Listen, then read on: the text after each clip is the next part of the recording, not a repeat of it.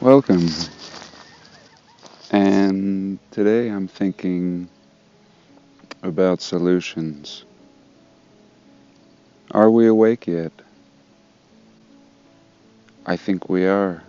I think a percentage of us are aware of the story we've been fed and the falsities behind it. And very simply, the reason for such a thing would be for control. What better reason? Some understand what's going on. They keep it from the others, and they hold control. And they are justified for their lies in their eyes. And really it comes down to the awareness of what's going on in this realm. It appears as if there is a cataclysm that sweeps through this whole plan and wipes out civilizations. And in some cases there do appear to be wipeouts done by the hand of man. And in some cases they appear to be natural, almost plasma related, and in some cases water related, and what seems to be a back and forth cycle. And so again, controllers would simply be those who know. And if we could only understand the symbolism left on structures all throughout history, we would understand the story. And we are now beginning to piece it together. I mean, the first thing is to realize that there is another story than what you've been told. And we're now waking up to our world, a new world, all around us, a world that we were led to believe we built. And we find this world being covered up as post offices and universities and various government institutions, state capitals, churches, cathedrals, libraries, museums, and various memorials. And so ridiculous are these repurposing and redesignations of buildings that eventually they're torn down because they apparently no longer fit the needs, and the repairs are often too expensive, and we replace them with very simple, inexpensive designs, slowly erasing the history in front of our eyes. And what we have is a lot of ruins left, such as the glass beaches found all over the world. And they tell us that these beaches were simply dump sites, and all the glass is the remains of fires, burning of the trash, tumbling of the waves. And yet we find these glass beaches all throughout the world, in places very remote, Arctic regions, in which there shouldn't be, and haven't historically, according to our narrative, been any cities. And yet we see these same patterns. And in the northern regions, almost what appeared to be emerald-like glass, and perhaps the remnants of emerald-like cities. And so what can we do about all of this? Eventually it's going to be obvious to more and more until we reach a critical mass. And then what? Once again, I never condone any kind of violence. That would just be stupid. We should have solutions. And what would the ideal situation look like with an awakened people living in the false paradigm that they've been given in a controlled situation, giving most of their energy, which in this realm equates to money, to basic needs, basic things that third world countries often don't even pay for. The richest nations are oftentimes the most enslaved and really just fooling themselves. And so once again, an awakened people would come together and at the very least, create a new way of living and build structures that would protect against these resets that seem to be an absolute, and the exact times are probably never really calculated correctly, but the event seems to be a certainty. And yet what we can see is we have always continued, and we will continue. And some by accident, and some by preparation. And I think we're lucky to have platforms in which we can communicate across the world. And we have the right knowledge. And we even understand the function of many of these buildings of the past when relating to antiquitech devices and free energy. And lately we're understanding with the work of Martin, why a pyramid, and a perfect building, considering a reset from plasma or water, would have a slightly tapered pyramid shape, and it would also go under the ground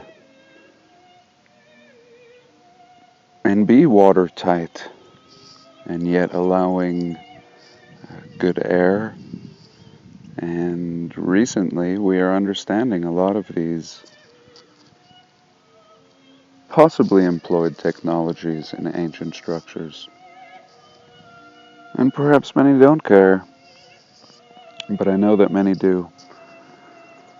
And so I ask you today for solutions in the comments below. And is it worth trying? Now, many do this on an individual level, and I encourage everybody to prepare for any situation, reset or not. It might be a heavy winter or an extra hot summer. Even modern building codes tell us to prepare for the 100-year flood, and most building codes are designed with this 100-year event in mind. And yet many people don't live to be 100, even though we have the potential to live much longer. So they don't care. And it seems like some distant number. So in short, my simple solution might be a GoFundMe type page in which we raise money to build a city of the future with all this knowledge that we have now, with all this new truth, this being a foundation for future generations to come. And this is what I imagine in a perfect scenario, if this was a story, and yet it is. We are the makers of the story. We are participants, and should not just sit idle and place blame on others. And yes, without further delay, as promised, here's a little free energy clip. This was shared with us by a channel called Subphotonic, and we do hope he's doing well. And this just shows a flock of birds. Now, I think we've all seen these birds doing this type of pattern, sometimes in the fall, sometimes in the spring. And in this case, they seem to be migrating around the perhaps energy field that is not seen by the naked eye, but that they are clearly attracted to, and just swirling around in this pattern. But really beautiful. I'm not sure if that is the sun's reflection up there, or if that's actual free energy, as we'll see in this next clip, which I believe to be actual free energy being depicted in this particular piece of footage. Now, this footage came out of the Royal Palace Park in Cambodia, and very, very beautiful. And I think what's even more impressive about this is the sound that you'll hear emitting, and just really fascinating and very electrical seeming indeed. And for this little piece of footage, I wanted to give thanks to Lee at the amazing Flat Earth British sub-channel, and just a mind blower. Thanks, Lee. And this next piece of footage is actually from Burlington, Vermont. And let's have a little listen at this beauty, a modern creation.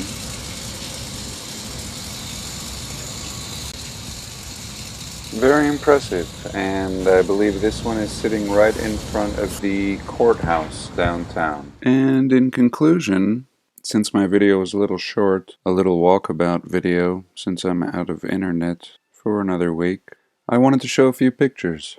And this was really interesting. This is something that was shared with me in a comment. The Philly Please Touch Museum. So instead of a Please Don't Touch.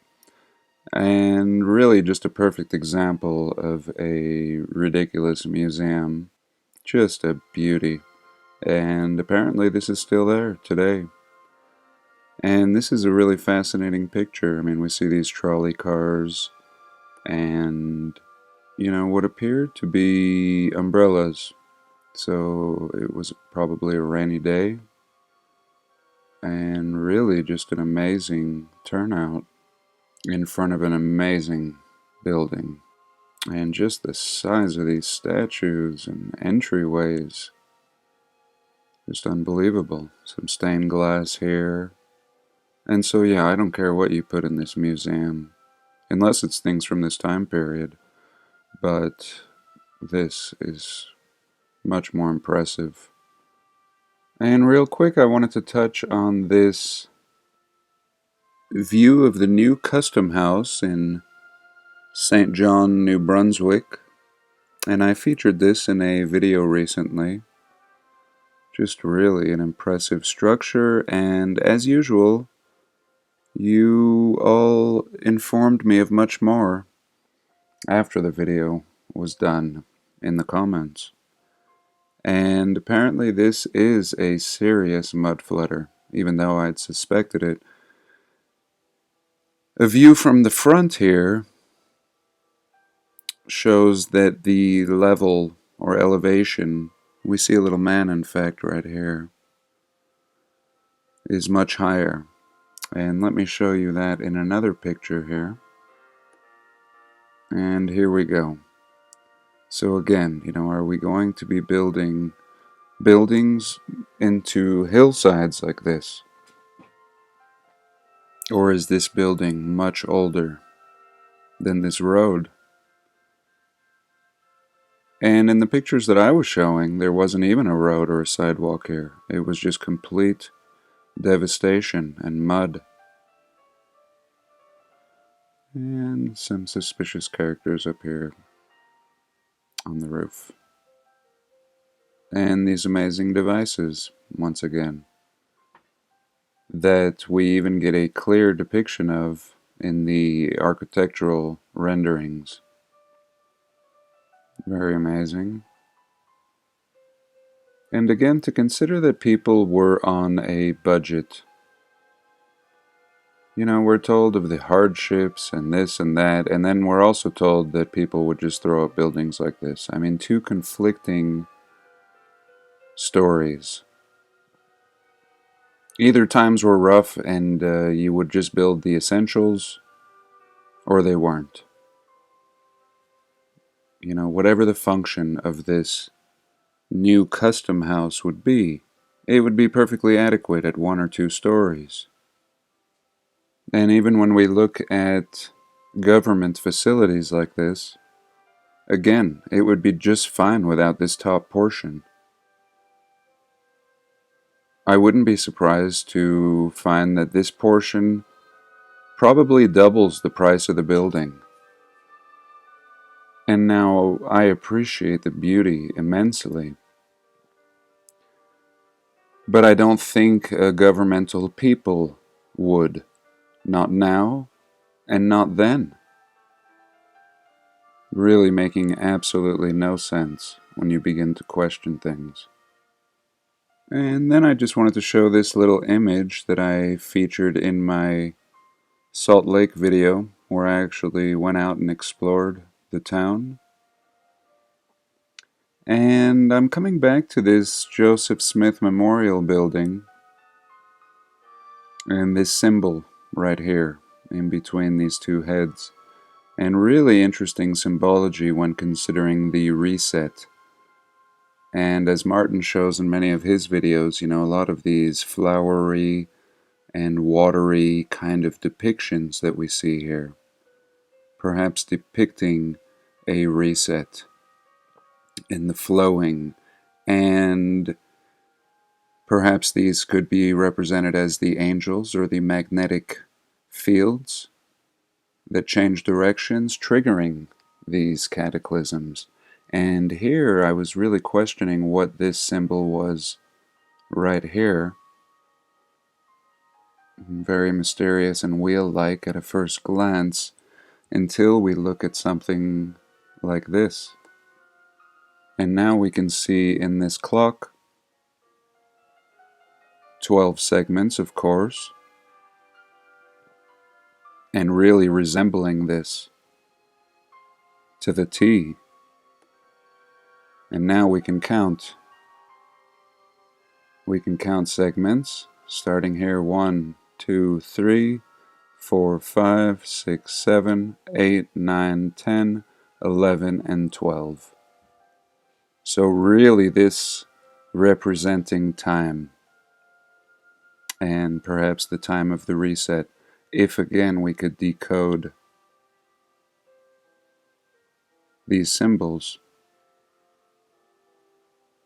And I think it's all here. That is the reasoning for someone leaving all of this symbology in the buildings and architecture and statues and monuments. So that's it for today. I do hope you enjoyed, and I look forward to hearing your comments. Do have a blessed day. Please like, comment, and subscribe.